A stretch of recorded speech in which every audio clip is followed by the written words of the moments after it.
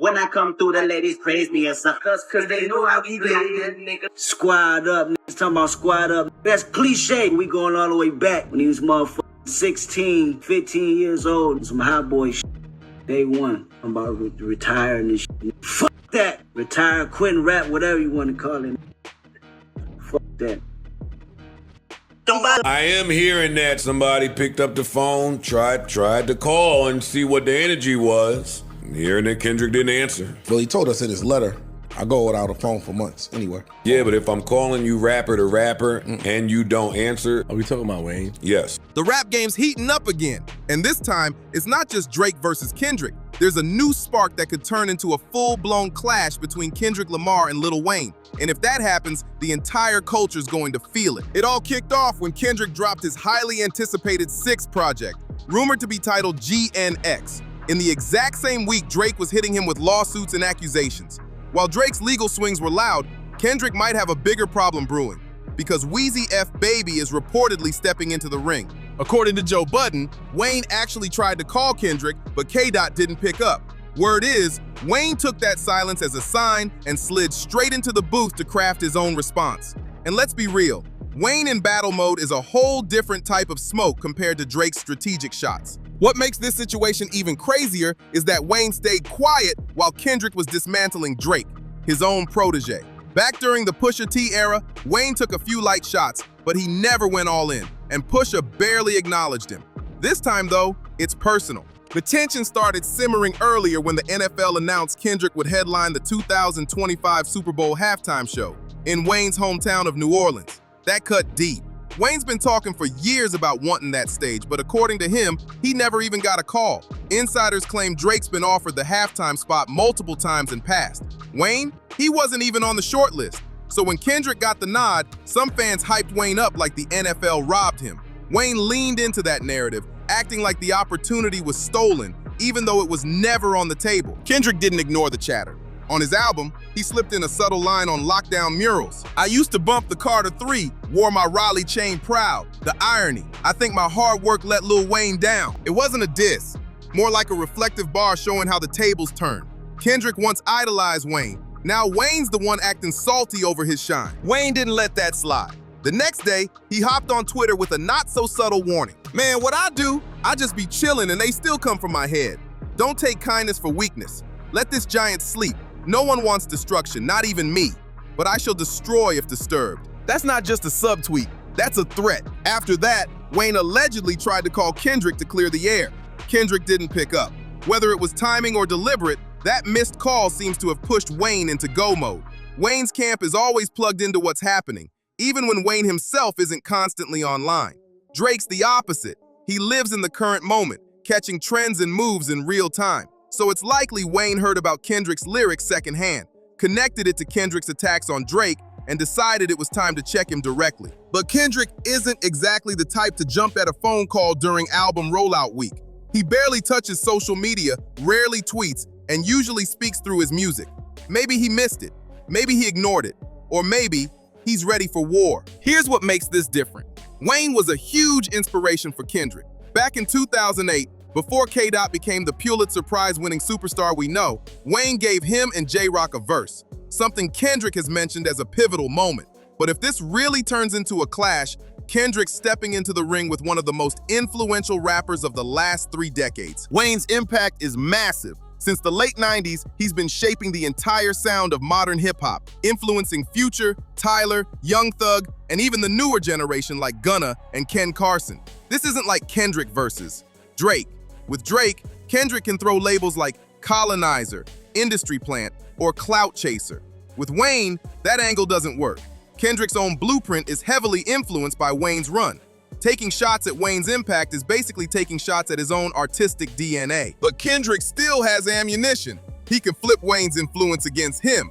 Talk about how Wayne mainstreamed lean culture, face tats, grills, and a sound that shaped a generation for better or worse. He could highlight Wayne's lack of recent hits, point out that his last universally beloved project dropped over a decade ago, and emphasize that Kendrick is the one performing on the biggest stage in Wayne's hometown.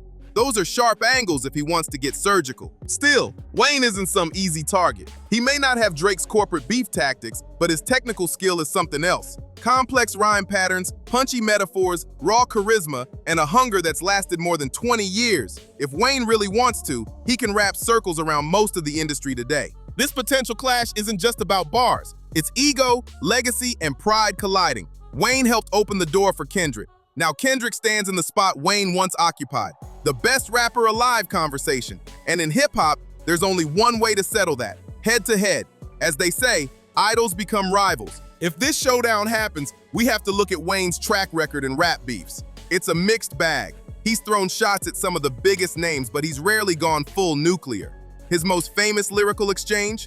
Probably with Jay-Z in the late 2000s during their Best Rapper Alive era.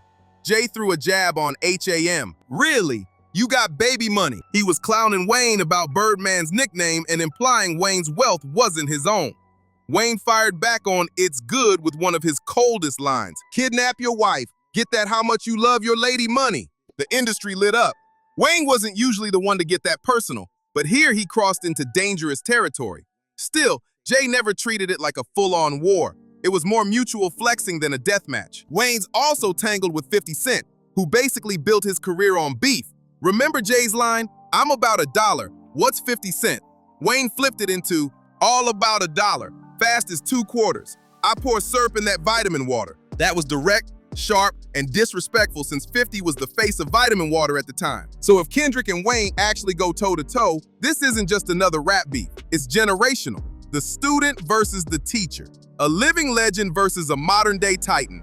Ego versus legacy. And neither side is backing down easily. If Weezy decides to unleash, Kendrick better bring his A game. Because this time, it's not just lyrical, it's personal. But again, things never exploded into a full-scale feud.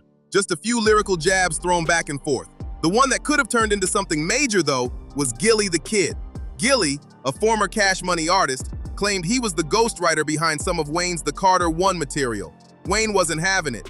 He denied everything and started going at Gilly across multiple tracks during his legendary Drought 3 mixtape run. Wayne had some slick disses tucked in there too. One standout was when he spit, "I'm a shark in the water, I swim with the big," basically saying he doesn't waste time on Willie the Squid. Then he flipped Gilly's King of Philly title into layered metaphors, mocking him like a blunt left burning out. That's classic Wayne, witty, sharp, and turning insults into multi-level punchlines that stick. But not all his disses hit the same. Fast forward to 2013, Wayne jumped into the Pusha T drama after Pusha dropped Exodus 23:1, a record that clowned Drake for being signed under multiple bosses. Instead of Drake answering, Wayne dropped Ghoulish. The track opened with, "Fuck Pusha T and anybody that love him. His head's up his butt, I'm gonna have to headbutt him." The bars were flat. No depth, no sting, just rushed anger. Pusha didn't even bother responding, saying it would be a disservice to rap to waste a verse on it. That moment made a lot of fans admit, when Wayne's not locked in, he shouldn't be chasing beef. There's a pattern here. Wayne shines brightest in rap battles when he's sharp, witty, and stacking metaphors like a puzzle. That 2007 to 2009 run on Drought 3 and No Ceilings, he was untouchable, flipping punchlines, bending flows, and clowning opponents while making it sound effortless. But when he's emotional or rushed, the bars turn shallow. Against someone like Kendrick, that won't fly. Kendrick's not the type to throw random shots. He's calculated, precise, and surgical. Every bar has a target, and he builds narratives that tear into legacy, pride, and status. Just look at the Meet the Grams era. Kendrick stayed locked in, going at Drake with personal angles, cultural commentary, and intricate wordplay. He doesn't get distracted mid-battle. Wayne, on the other hand, doesn't usually dive deep into personal lives. His specialty is braggadocious punchlines, clever similes, and outrageous metaphors. That's his superpower. But in 2024, the audience expects diss tracks to feel surgical too. They want truth wrapped in skill. If Wayne can channel that Drought 3 energy again, this battle could be explosive. If he comes with ghoulish-style throwaways, Kendrick will pick him apart with ease. And here's another angle, Wayne's legacy. He's one of the most influential MCs ever. Even Kendrick has openly said that Wayne's cadence, work ethic, and fearlessness shaped his early style. So if Kendrick decides to paint Wayne as the salty gatekeeper from an older era, trying to hold the throne from the new king, that narrative could hit hard. On the flip side, Wayne could flip the script completely. He could frame Kendrick as the student challenging the teacher, someone who disappears for years between albums while Wayne's been consistently shaping the culture for decades.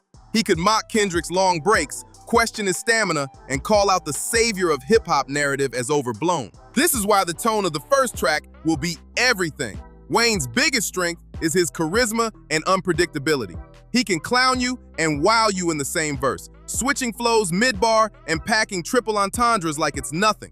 That's what made his prime era legendary. If he brings that energy, Kendrick's precision suddenly has a real opponent. Kendrick, though, will aim for pressure points, pride, legacy, relevancy. If Wayne's bars lean too heavily on being rich or stylish, Kendrick will flip that into out of touch and past your prime. He could go for the slow burn, drop 1 or 2 lethal records, and let social media spread the flames. Think Control, think Meet the Grams, one shot that keeps echoing for weeks. And Kendrick has plenty of ammunition. He could bring up Wayne's lack of major hits in recent years, critique his live performances, and underline the fact that when the Super Bowl halftime show came to New Orleans, Wayne wasn't the one on stage, Kendrick was. That's a powerful narrative. Wayne's counter could lean on experience. He could question whether Kendrick is really built for a sustained back and forth. He could lean into humor, exaggerate Kendrick's serious artist persona, and clown him for acting self-righteous. But if Wayne goes too light or sticks to generic boasts, Kendrick's precision will expose every crack. Momentum is another factor. Kendrick just came off dismantling Drake. The energy's fresh, the fans are hyped, and the culture's tuned in to his every move.